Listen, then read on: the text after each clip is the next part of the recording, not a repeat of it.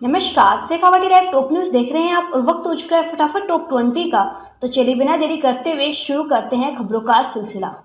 Shakambhari oxygen plant में आज सुबह मशीन की तकनीकी खराबी के कारण कुछ देर के लिए ऑक्सीजन रिफिलिंग का कार्य बंद हो गया था, जिसे जिला कलेक्टर उमरदीन खान ने गंभीरता से लिया और अपने उदयपुर वाटी के दौरे को रद्द कर सीधे रीको स्थित ऑक्सीजन प्लांट पहुंचे। यहां पर उन्होंने अन्य जिलों से संपर्क कर 2 वाहनों में तथा 110 सिलेंडर रिंगर्स रिफिलिंग के लिए भिजवाए।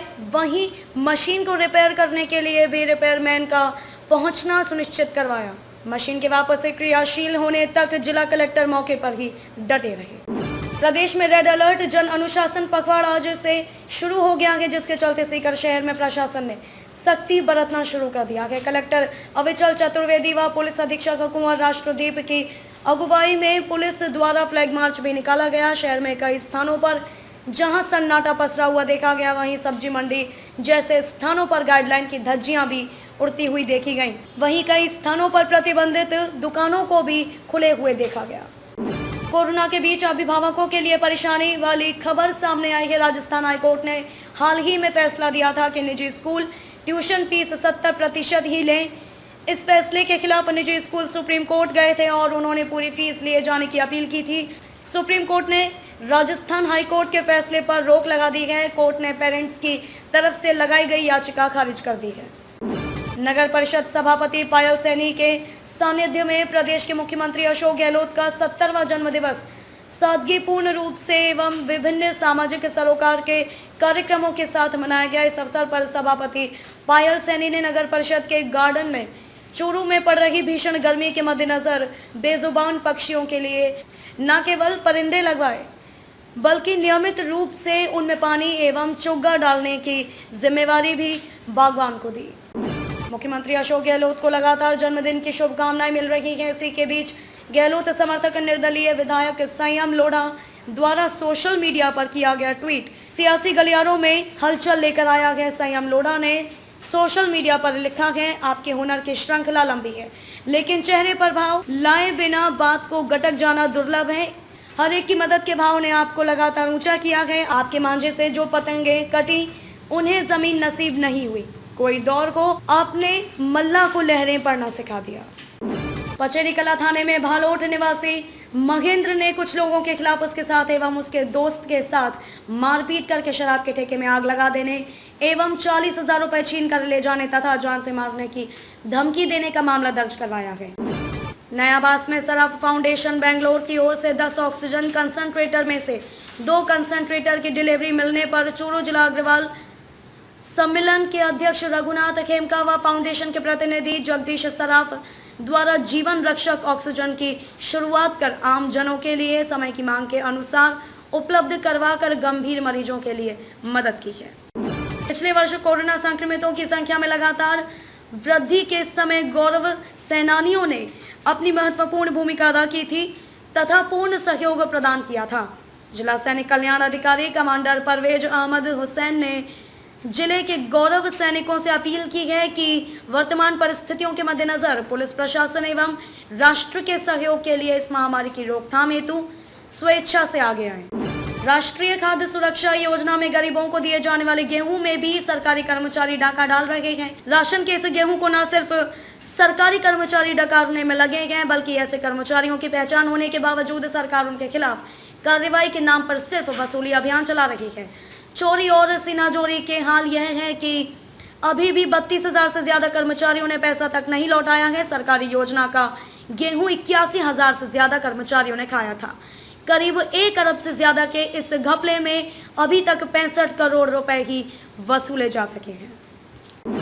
सीकर जिले में आज आई कोरोना पॉजिटिव लोगों की रिपोर्ट में 538 नए मामले सामने आए हैं।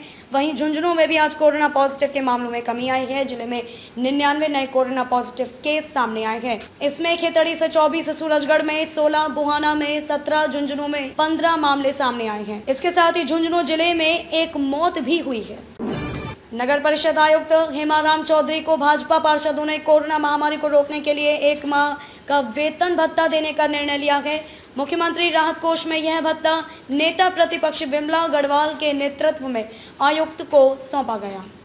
कोरोना संक्रमित मरीजों के मिलने के चलते मानव जीवन पर खतरा होने को लेकर झुंझुनू जिला कलेक्टर यूडी खान ने आज झुंझुनू के भड़ौदा खुर्द, परसरामपुरा, मांडासी, वार्ड नंबर 53, झुंझुनू खेतड़ी नगर, मैनपुरा, बासियाल, मेवाड़ा, जाटूवास में कंटेनमेंट जोन घोषित किया गया। पालिका अध्यक्ष प्रियंका के निर्देशन में पालिका क्षेत्र के कंटेनमेंट जोनों में लगातार सोडियम हाइपोक्लोराइड का छिड़काव जारी है। वार्ड नंबर 27 में स्थित मुक्तिधाम को सैनिटाइज किया गया। इसके साथ ही आमजन को बिना किसी कारण घर से बाहर नहीं जाने हेतु जागरूक किया गया तथा मास्क लगाने के लिए प्रेरित किया गया। सीकर जिले में एक और ऑक्सीजन गैस प्लांट बनेगा। फतेहपुर विधायक हाकम अली खान ने इलाके में कई प्रवासी व्यवसायियों से संपर्क किया, जिन्होंने ऑक्सीजन प्लांट के लिए पूरा सहयोग करने की बात कही है। इससे पहले सीकर शहर में मेडिकल कॉलेज के पास 2 ऑक्सीजन प्लांट की घोषणा हो चुकी है। ऐसे में फतेहपुर में तीसरा प्लांट लगने पर सीकर जल्द ही ऑक्सीजन के मामले में आत्मनिर्भर होगा। कांग्रेस पार्षद मनोज मुदगल के बेटे के आशीर्वाद समारोह में बिना मास्क के फोटो वायरल होने और समाचार पत्रों में खबरें प्रकाशित होने के बाद मुख्य सचेतक महेश जोशी ने बिना मास्क के शामिल होने पर 500 रुपए की रसीद कटवाई है। महेश जोशी ने बकायदा नगर निगम के सिविल लाइन जोन में राशि जमा करवा कर चालान की रसीद ली है। इस मौके पर जोशी ने कहा कि भविष्य में ध्यान रखेंगे कि किसी भी सरकारी गाइडलाइन का उल्लंघन नहीं हो। जोशी ने इस ओर ध्यान दिलाने के लिए समाचार पत्रों को भी धन्यवाद दिया। ममता बनर्जी के लिए विपक्ष का राष्ट्रीय चेहरा बनने की राह नहीं होगी आसान, जाने इसकी वजह। बेशक ममता बनर्जी विपक्ष की एक प्रभावशाली और ताकतवर नेता के रूप में उभरकर सामने आई है, मगर राष्ट्रीय स्तर पर विपक्षी नेतृत्व की कमान थामने की उनकी राह आसान नहीं है। नीट पीजी परीक्षा स्थगित, कोविड ड्यूटी पर भेजे जाएंगे मेडिकल इंटर्न। प्रधानमंत्री मोदी ने लिए कई अहम फैसले। कोविड-19 की दूसरी लहर के चपेट में देश हर रोज संक्रमण के अधिक मामलों का सामना कर रहा है। मौतों का आंकड़ा भी तेजी से बढ़ रहा है। इस क्रम में डॉक्टरों की कमी ना हो, इसके लिए प्रधानमंत्री मोदी ने कई अहम फैसले लिए हैं।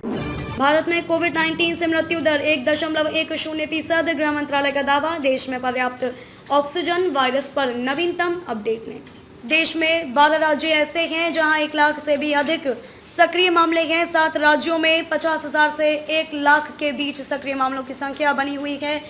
17 राज्य ऐसे हैं जहां 50,000 से भी कम सक्रिय मामलों की संख्या बनी हुई है। सर्वसम्मति से विधायक दल की नेता चुनी गई ममता बनर्जी। 5 मई को होगा शपथ ग्रहण समारोह। तृणमूल मुख्यालय में आयोजित संवाददाता सम्मेलन में पार्टी के महासचिव व राज्य के शिक्षा मंत्री पार्थ चटर्जी ने बताया कि बैठक में निर्णय हुआ कि आगामी 5 मई बुधवार को शपथ ग्रहण समारोह होगा। मुख्यमंत्री सहित कैबिनेट के अन्य सदस्य इस दिन शपथ लेंगे। क्या देश में फिर लगेगा संपूर्ण लॉकडाउन? सुप्रीम कोर्ट ने दिए केंद्र और राज्यों को सुझाव।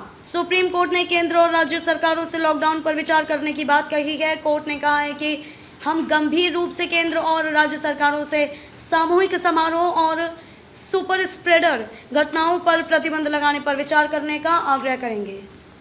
फिलहाल शेखावाटी लाइव टॉप 20 में बस इतना ही। खबरों का सिलसिला यूं ही लगातार जारी है। आप बने रहे शेखावाटी लाइव के साथ। अपनी राय हमें कमेंट करके जरूर बताएं और चैनल को सब्सक्राइब करना बिल्कुल भी ना भूलें।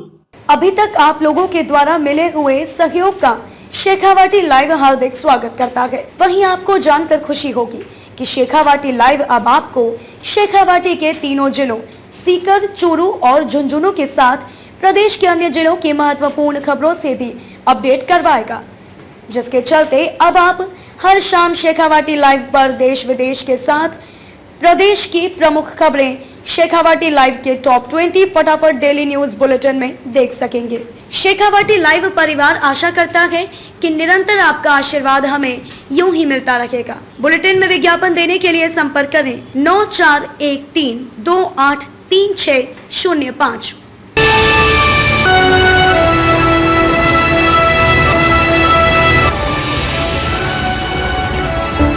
शेखावाटी लाइव, धड़कन शेखावाटी की।